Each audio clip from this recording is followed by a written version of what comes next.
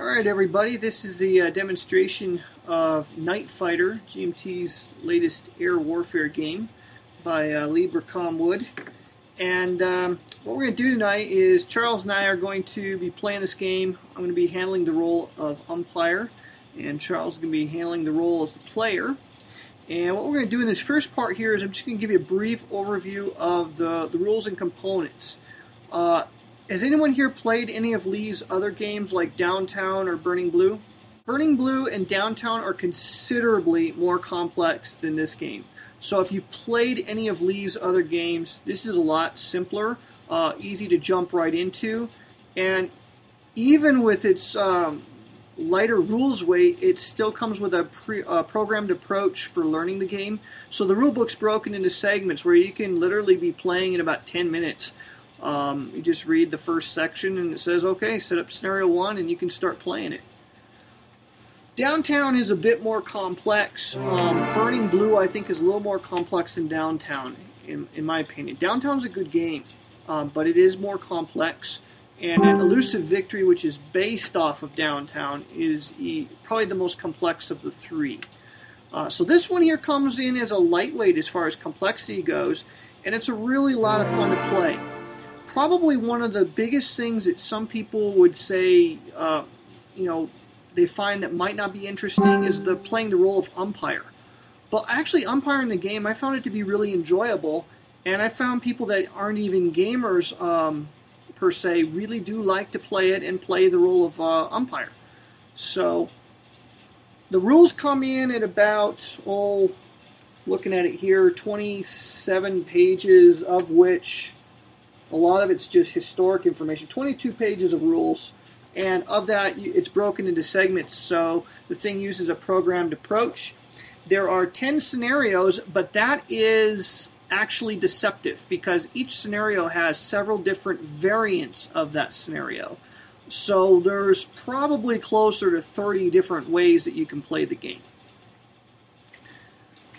Charles asked if my wife liked it. Yeah, she plays the umpire and really enjoys it because basically the role of umpire, you're not trying to win, you're just trying to mess with the player's mind and confuse the player. And I think she enjoys doing that. The components-wise comes with a sheet and a half of counters. The map here that you see is actually a lot more vibrant, I think, on Vassal. Would you agree, Charles? Yes, I would. It's much cleaner because you don't have both boards to keep up with, essentially. That was the first thing I noticed about the Vassal module. If there's one complaint I have, the hex numbers on the maps are a little hard to read. That's my only aesthetic complaint of the entire game. The map that you see here is just a real plain hex grid. If you look close to the underlying terrain, basically it just looks like a night aerial photograph. There's several different things going on with the map. First of all, you have the game turn track on the right-hand side, and you'll notice that every other turn has an asterisk next to it. And that's to handle the movement point ratings of certain aircraft. Certain aircraft get an extra movement point on asterisk turns. Below that is a sequence of play, of which you're not going to have to use for most scenarios. Only the most complex scenarios actually use all of the sequence of play segments. Beneath that, you have the moon phase, cloud, and visibility status indications, and we'll explain what those are all about as we move along. On the map itself, first thing that jumps out at you is that it is divided into alphabetical zones from A to R. What those are is those are different search zones that can be impacted by spotlights. And some scenarios will have spotlights over all of the zones, some only a few zones at a time. In this scenario, we actually have zones over J through R. So all the pink zones are actually illuminated by spotlights. There's spotlights working in those particular areas. On the very top of the map, you'll see that there are pink entry numbers from 01 to 18. All of the bombers, as they enter the board, I'm going to drag one here onto the map. Charles, can you see any bombers on the map at the present time? I cannot. That's good. Alright, I'm going to reveal one here. Let's say I got a Dornier 217 coming on here. what's going to happen is these things are going to move. They're going to enter on a particular column, and they're going to stay on that column until they perform some form of evasive maneuvering known as corkscrewing. And at best, they will only shift to an adjacent column, and they will continue to move like so until they exit the board down at the bottom of your screen. Once they exit the board, they're gone. If a Nightfighter exits the board, then they are eliminated from the game. Can't see how to delete that Dornier. I'm just going to put them in my hidden window. Okay, so the numbers at the top, that's your bomber entry zones, and let's see, there is a location on the map called the Searchlight Beacon. That's just like a placeholder that we're using in this particular scenario to show where the Nightfighter is actually going to start. On the sides of the map, you'll see that there is a number of oblique entry arrows ranging from 01 to 05 in the lower left in area P, and then you have from 09 to 06 in area J, and then from 14 to 18 in area L and I.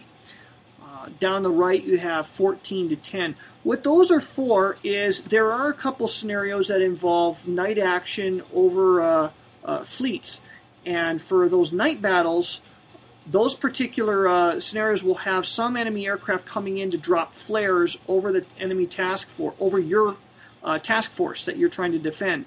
And so in area N in the game where the Nightfighter is, see this guy right here, that is the location.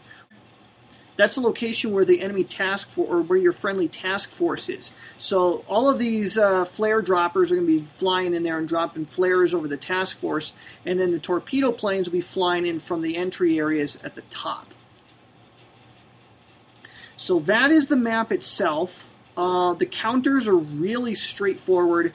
The artwork on them is fantastic. The numbers on the fighters and stuff really aren't important. There are numbers on the bombers that are important, and I'll explain how those work a little bit later. I also have dragged down on the map a couple of ground search radars. And what Charles is going to be able to do is he's going to have access to these ground-based radars to try to pinpoint the location of incoming bombers. Now, in the physical game, the umpire will play on a smaller version of the map sheet and will have access to both his map and the map that the player is using.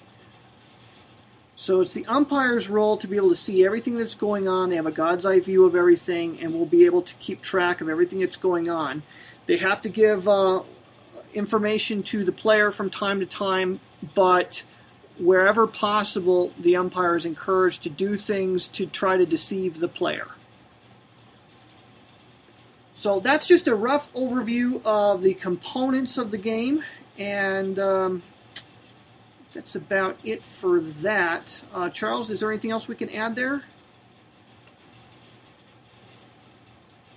Nope, that looks pretty good. I don't know if you want to go over the drop-down menu where to get the components, which is pretty standard in the VASA module. Now, I just want to focus on gameplay. So I'm going to go ahead and end this segment, and we'll continue in just a moment.